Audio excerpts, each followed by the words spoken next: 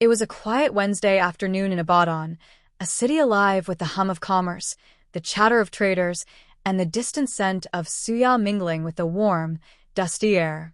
Yet in the quiet neighborhood of Jericho, where the houses stood shoulder to shoulder like loyal companions, there was an unexpected knock on the gate of number 23 Alero Street. Ngozi peered through the netted window of her modest two-bedroom flat. She had been expecting someone to fix the incessantly dripping bathroom tap, but the figure at the gate wasn't what she had anticipated. He was tall, broad-shouldered, and dressed in a faded blue overall that hinted at years of hard work. A toolbox dangled from his right hand. "Who is it?" she called out as she approached the gate, the steel latch making a loud clang as she unlocked it. "It's me, Ma." "Idris, the plumber," came the reply. His voice was deep and polite, with a slight Yoruba accent that danced warmly in the air. Ngozi opened the gate slowly, taking a cautious step back. She wasn't quite sure what she had expected. A wiry man with a wrench clutched aggressively, maybe, but Idris, with his calm demeanor and neatly trimmed beard, caught her off guard. "Oh, right," she said, nodding towards the flat. "The tap in the bathroom won't stop dripping. I hope you brought everything you need." "Yes, Ma," he replied with a gentle smile. "Let me have a look." As Idris stepped into her home, Ngozi couldn't help but notice how clean he smelled, a far cry from the sweaty, grimy image she associated with plumbers. He set down his toolbox, rolled up his sleeves, and got to work. Within minutes, the rhythmic drip-drip-drip of the bathroom tap was replaced by blessed silence. "All done, Ma," Idris said, wiping his hands on a clean rag. "The washer was worn out. I've replaced it. Shouldn't give you any trouble for a long time." Ngozi smiled, impressed. "That was quick. How much do I owe you?" Idris hesitated, his gaze falling to the floor for a moment. 2,000 naira, Ma."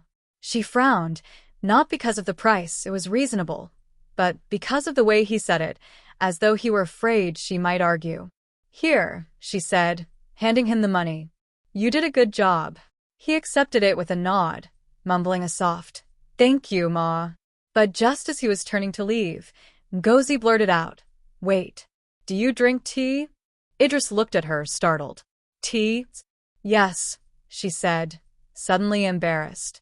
"You know, like Lipton with milk?" He chuckled, the sound rich and hearty. Yes, I drink tea." "Well, I was just about to make some," she said, avoiding his gaze. "Would you like a cup before you go?" It was an impulsive offer, but Idris accepted with a grateful smile. They sat at her small dining table, the awkward silence melting into a steady flow of conversation. Ngozi learned that Idris had been working as a plumber for over a decade, running his own business and managing a small team. He shared stories of his clients, from the eccentric woman who believed her pipes were haunted to the stern landlord who insisted on supervising every turn of his wrench. Ngozi found herself laughing more than she had in weeks. Idris was funny, intelligent, and surprisingly gentle. When he finally left, promising to check back if the tap acted up again, Ngozi felt a strange flutter in her chest. Ngozi Ajayi was the epitome of modern success, a senior executive at Apex Trust Bank in Ibadan. Her days were packed with boardroom meetings, financial forecasts, and late-night calls with international clients. Her impeccable suits and pointed stilettos were as sharp as her wit, and she was known among her colleagues as a no-nonsense leader. To top it off, she was deeply rooted in her faith, a devout Christian who rarely missed a service at Zion Chapel Ministries. One humid Thursday morning, as she settled into her office, her phone buzzed with a frantic message from her housekeeper, Eket. "Madam, the kitchen sink done spoil again. Water day everywhere. I know fit close mo." Ngozi sighed deeply. This was the third plumbing issue in as many months. Frustrated, she called the first number she found on Google for a plumber in her area. By noon, she was at home supervising the repair. Idris arrived, dressed in his usual work overalls, his toolbox in hand. He was tall and striking, with a clean-shaven face and a quiet confidence that was hard to ignore. But Ngozi barely glanced at him. To her, He was just the plumber. "Good afternoon, Mar," he greeted politely, his voice calm and warm. Ngozi crossed her arms. "The sink is in the kitchen. Fix it quickly. I have to get back to work." "Yes, Mar," he said, stepping inside with measured steps. As Idris worked, Ngozi paced around the living room, occasionally glancing at her watch. When he finished, he approached her to explain the issue. "The pipe was cracked, but I've replaced it. You shouldn't have any more problems." "How much?" she asked curtly. 5,000 naira, Idris replied. Ngozi's brows furrowed. 5,000? For what? That's outrageous for such a simple job. "It's the cost of the materials and labor," he said, still calm. "But if it's too much..." She waved him off. "Fine. Aket, pay him and see him out." Over the next few weeks, their paths crossed again. Ngozi's plumbing woes seemed unending, and Idris became a reluctant fixture in her home. Each time, she maintained her professional aloofness, treating him like an inconvenience rather than a person. One Sunday after service, Ngozi hosted a small lunch gathering for her friends from church. They were seated in her living room, discussing work, faith, and life, when Idris arrived unannounced to return a forgotten receipt. "Who's that?" one of her friends asked, wrinkling her nose. "Just the plumber," Ngozi said dismissively, her tone laced with disdain. "Excuse me." She met Idris at the door. "Why are you here?" she hissed, keeping her voice low but firm. "I just wanted to give you this," he said, holding out the receipt. "Next time, text me or leave it with the gate man," she said sharply. Without waiting for a response, she took the paper and shut the door in his face. Returning to her guests, Ngozi joked about the encounter, painting Idris as a desperate, opportunistic artisan. Her friends laughed, but one of them, Chinier, frowned. "Not very Christian of you, Ngozi," she said quietly. Ngozi shrugged it off. "You wouldn't understand. These people can be so clingy." Weeks later, the drama reached its peak. Ngozi had invited some of her senior colleagues to dinner at a prestigious restaurant in town. As they discussed banking strategies over appetizers, who should walk in but Idris? This time, he wasn't wearing his overalls but a sharply tailored navy blue suit. He looked every bit the part of a polished gentleman, his presence commanding attention. Ngozi froze, her eyes narrowing as Idris approached their table. She burned with embarrassment. "Why is he here?" "Good evening," Idris said politely, addressing the group. His gaze lingered briefly on Ngozi before shifting to her boss. "Mr. Shoband, I'm glad to see you again. How's the family?" Ngozi's boss beamed. "Idris.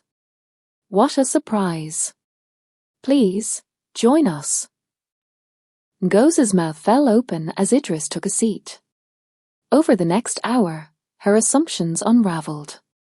Idris wasn't just a plumber. He was a successful entrepreneur with a thriving plumbing and property management company.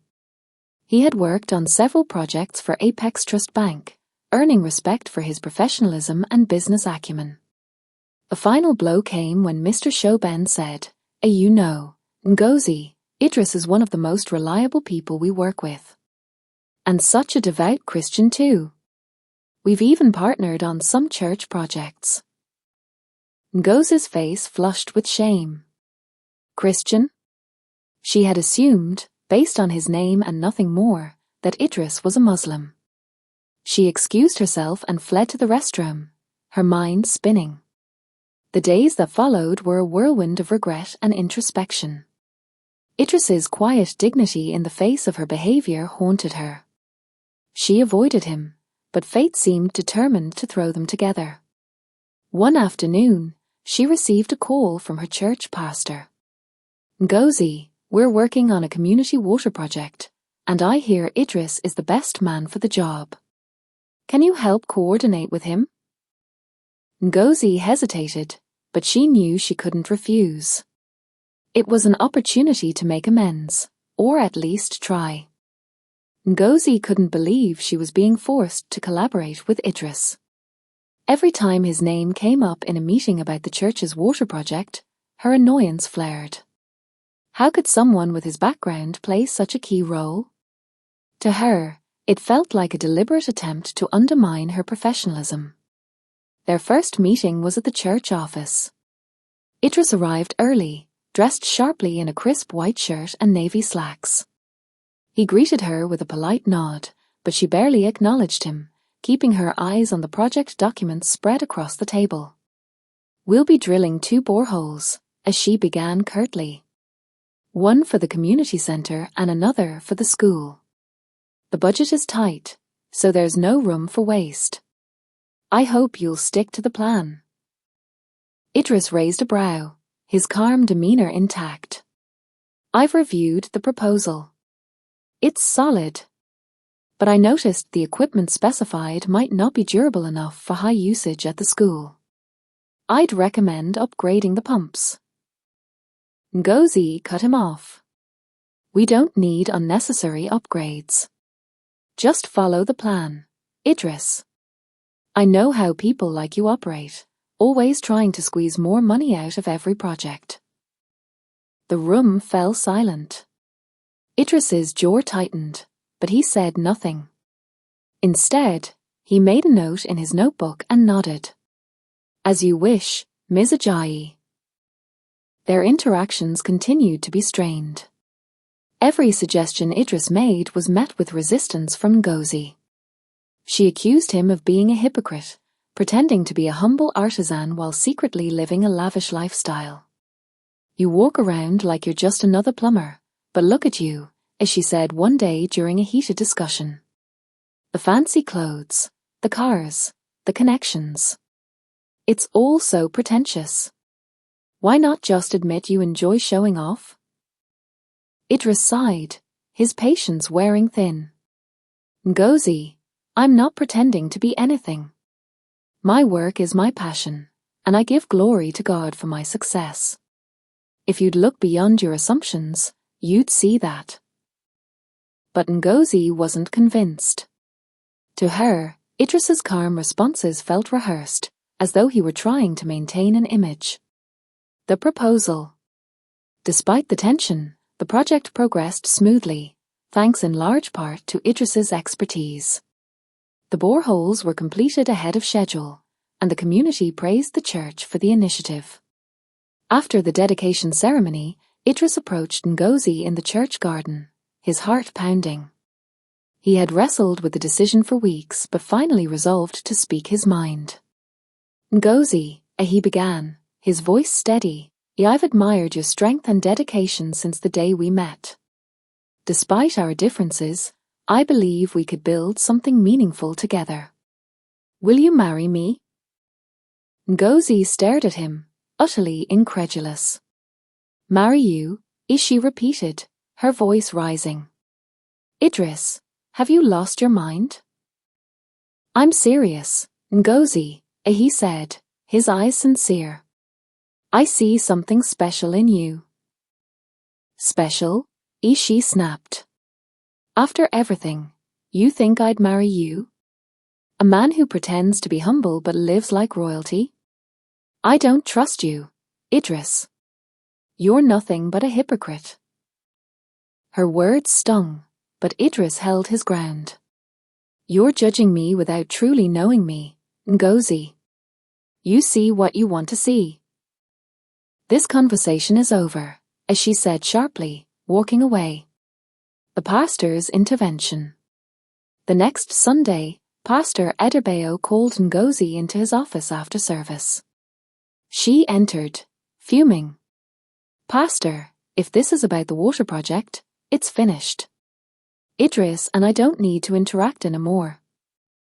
The pastor shook his head, his expression gentle but firm. It's not about the project, Ngozi. It's about your heart. My heart? She asked, confused. Yes, he said, leaning forward.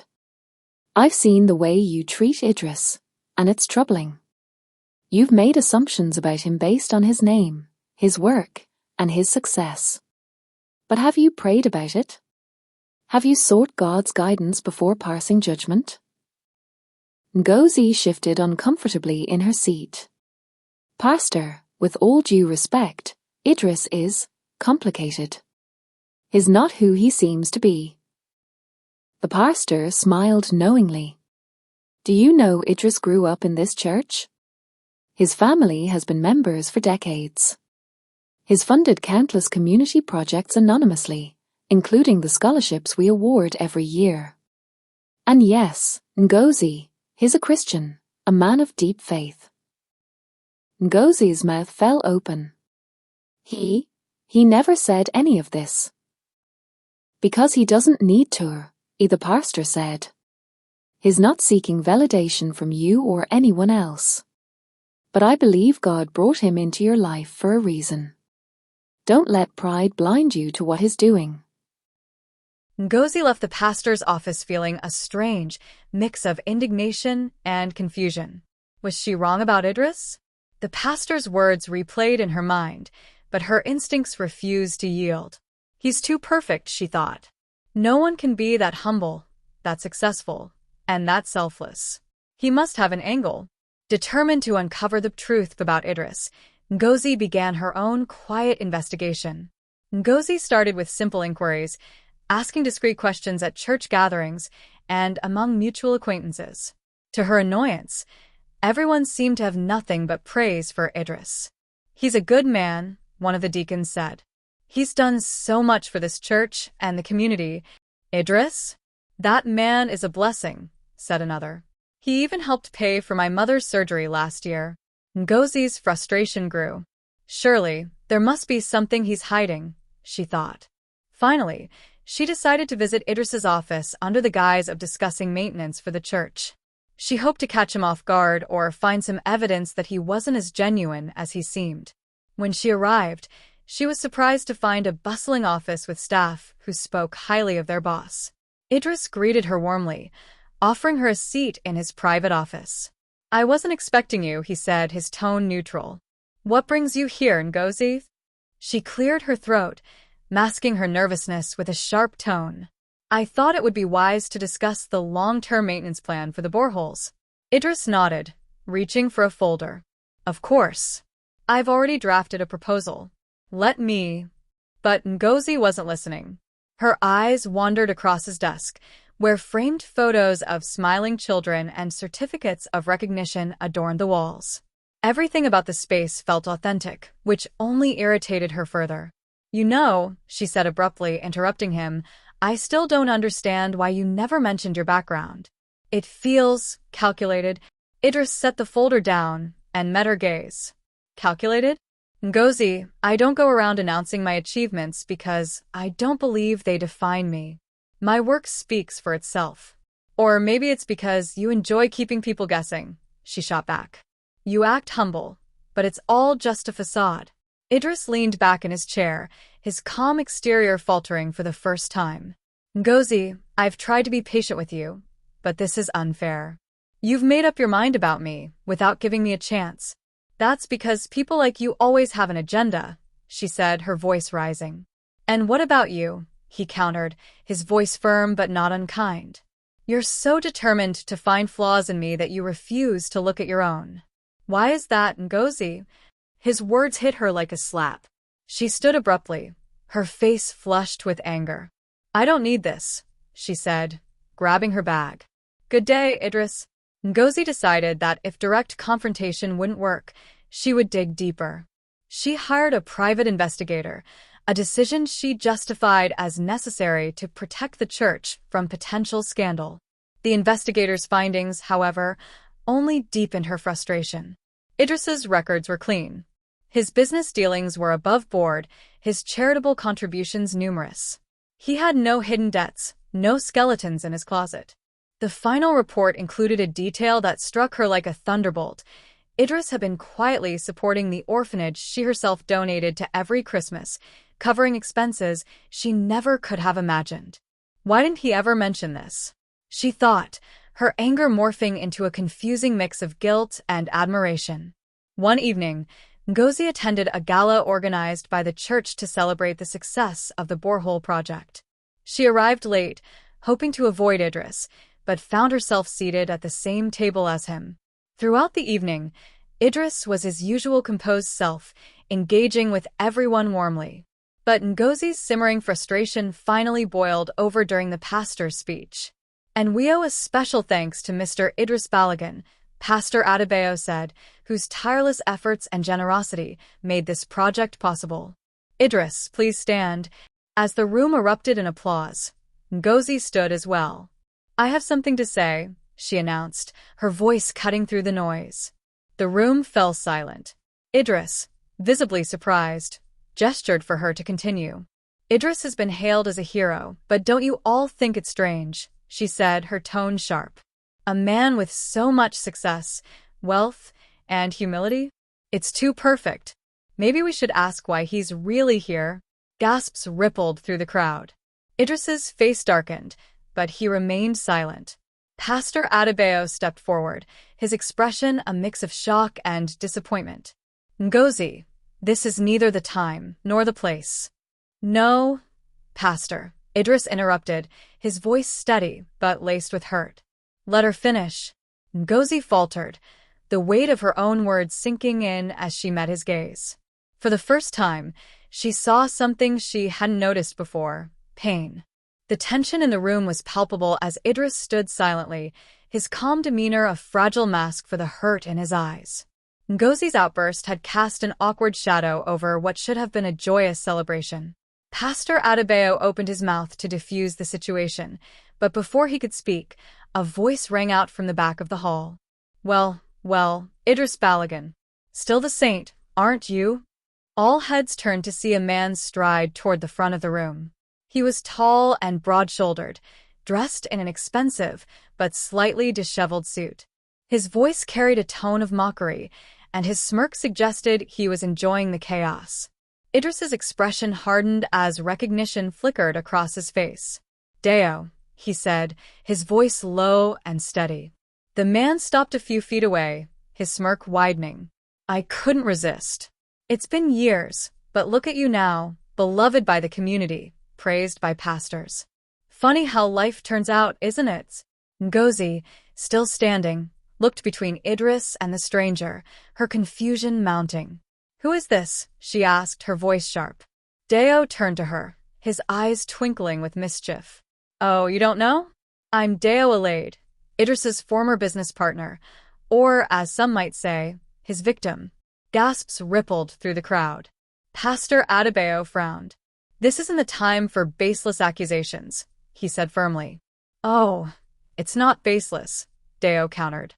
"Idris here might be a pillar of the community now, but a few years ago, we were partners in a construction firm. And let's just say things didn't end on the best terms." Idris sighed, stepping forward. "Deo, this isn't the place for this discussion." "No, Idris, it's the perfect place," Deo snapped. "You get to clear the air in front of all your adoring fans. Tell them how you abandoned me when our company hit rock bottom.